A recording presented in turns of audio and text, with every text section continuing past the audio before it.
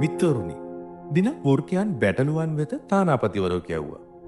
ඌ එතනට ගිහින් මෙන්න මෙහෙම කිව්වා.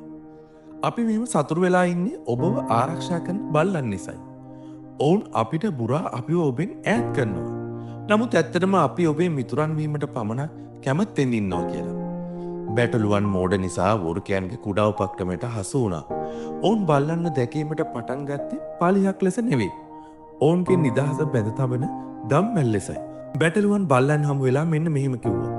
ඔයාලා වසර ගණනාවක් තිස්සේ අපිට දුන්න ආරක්ෂාවක් නෙමෙයි. ඔයාලා අපව පාලනය කරනවා කියලා.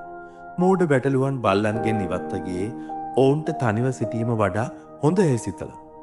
එදින රාත්‍රියේ වෘකයන් ඔවුන්ගේ ජීවිතේ විශාලතම ආහාර වේල ලබා ගත්ත මිත්‍රවරුනි. ඉතින් අන්න ඒ නිසා අපේ පියා හෝ මව ඕනෑවට වඩා අපිව පාලනය කරන බව අපි කොපමණ වාරයක් සිතනවද? අපි ඔවුන්ට අපිව අධික ලෙස ආරක්ෂා කිරීම ගැන බනිනවා.